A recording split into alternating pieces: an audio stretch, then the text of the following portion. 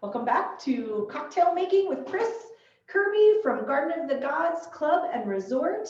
We are happy to have you back, and today we are going to talk about a couple cocktails that are classics and a riff on a classic.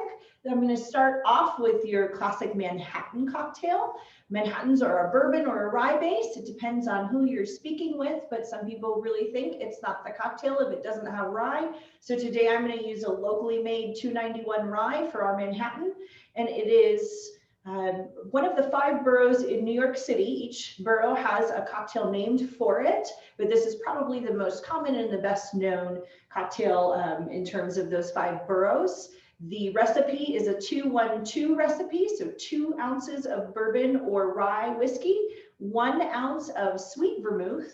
I'm using Carpano Antica sweet vermouth. It's a richer, kind of more elevated vermouth, but you can take any sweet vermouth that you like, and then 2 dashes of bitters. Now, I was trained to use an aromatic bitters. I typically use Angostura bitters. Some people will mix 1 dash of Angostura bitters and 1 dash of orange bitters, so it's a recipe you can play with. You can use different vermouths, you can use different whiskeys.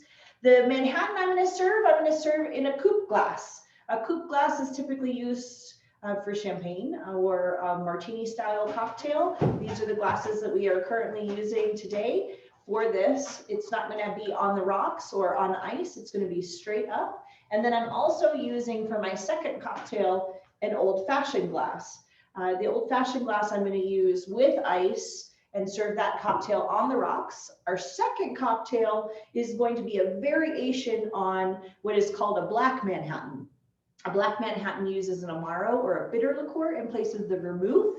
And this is going to be a reverse Black Manhattan, also known as a full Monte. So we are going to use Amaro Montenegro in that cocktail. This is a bitter liqueur. It's got a lot more herbal notes to it. It adds that bitterness to the cocktail. So if you are a fan of bitter flavors, this is going to be a variation that you can enjoy. I am going to use the same 291 rye whiskey in this cocktail, but I'm going to flip the proportions. So I'm going to use 1 ounce of the rye and 2 ounces of the Amaro in order to achieve this cocktail. Like I said, we're omitting the vermouth from that cocktail, but I will still use aromatic bitters in the cocktail, though only 1 dash because it's already bitter enough. We're just adding a little bit of depth of flavor with the bitters. So let's get started. I'm going to use a mixing glass for my first cocktail, which is the Manhattan. I'm going to fill that mixing glass with ice so we can chill the cocktail. Once I get the ice into the mixing glass, I'm going to use my jigger to measure 2 ounces of 291 rye whiskey. It's important, if I haven't mentioned before, that you measure your ingredients for your cocktail in order to achieve balance. And so you know exactly where you're going the next time you make the cocktail. You can adjust things, of course, but if you keep track of your adjustments, you're going to hit that perfect cocktail that you enjoy every time you make it. So I've gotten 2 ounces, 1 ounce of my Carpano Antica vermouth. There's a debate in the beverage world what you should do with your vermouth. I always refrigerate my vermouth in order to keep it fresh. It is a wine-derived spirit, and it can go bad. So it's a lower alcohol content than a hard spirit or a distilled spirit is. So I like to keep it in the fridge, and I try not to keep it very long because the quality diminishes a little bit. After I've added my 1 ounce of Carpano Antica to my glass, I'm going to add 2 dashes of Angostura bitters. So my 2-1-2 recipe, feel free to pour your bitters wherever you'd like, but into the glass is preferable. I'm going to go ahead and clean this up so I don't get any more mess. And I'm going to stir the cocktail. This is going to allow me to chill the cocktail and dilute it, but it is not going to break the ice up and cause slush in my glass. Once I've stirred that cocktail, you can tell that your cocktail is chilled if the outside of your mixing glass or your shaker tin gets cold. I'm going to use a Hawthorne strainer in order to strain off my cocktail, and that just fits really nicely into my mixing glass. And I'm going to pour that cocktail right into the coupe. Once I finish pouring my cocktail in, I'd like to garnish my Manhattan with a Luxardo cherry. Going to plop that right into my drink. And there you have a classic Manhattan made with 291 rye.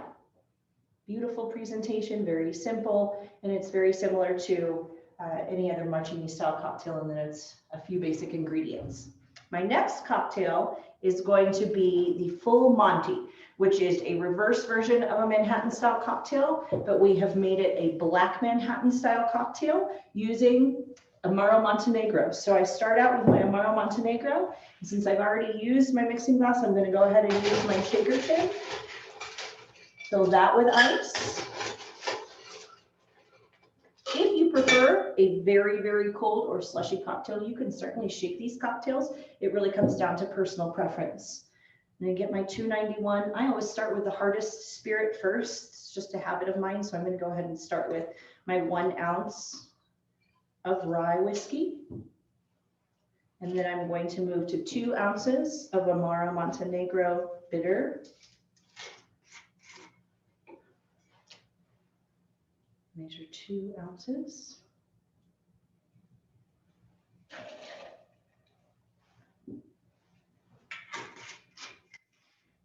And then I'm going to do 1 dash of Angostura bitters into this cocktail. I am going to stir this cocktail again to keep it clear. And I feel that my tin has gotten cold on the outside. This time I'm going to serve this cocktail on the rocks. I prefer this particular cocktail using small cubes because it continues to dilute the cocktail, and I like that a little bit to cut some of the bitterness of the cocktail since it does have a huge bitter component. Whenever I am serving a cocktail on the rocks and I am using loose ice as opposed to a large ice cube, I fill the glass as much as possible because it keeps that cocktail nice and chilled, and it also gives the appearance of a fuller glass if you're serving to a guest. But most of the time a cocktail recipe is going to be built around having a full glass of ice to continue to melt into the cocktail. So I give it one more little stir just in case something settled to the bottom. Use my Hawthorne strainer and strain into my old-fashioned glass filled with ice. Get all the last drops. Now this cocktail I'm going to garnish in a very similar way. I'm still going to use a Luxardo cherry. Some people like to add a little bit of the cherry liqueur that comes with the Luxardo cherries into their cocktail. I particularly care for that in a Manhattan cocktail. Just adds a little bit of depth of flavor and a little bit of fruitiness. And then to garnish this, I'm also going to express an orange peel just because that orange citrus quality is going to cut a little bit further through the bitters and going to balance out the cocktail just a little bit more. You could certainly do that with the Manhattan if you want to add a little bit more of a citrus flavor, but with this bitter, it just kind of balances everything out. I like to express my orange peel over the glass so I get as much oil into the glass as possible. And then as I take away that Y pillar, I have this beautiful orange peel that I can then also squeeze and mold just a little bit over the glass. It releases a little bit more oil, and it also makes that a prettier garnish. So here you have the full Monte. Enjoy.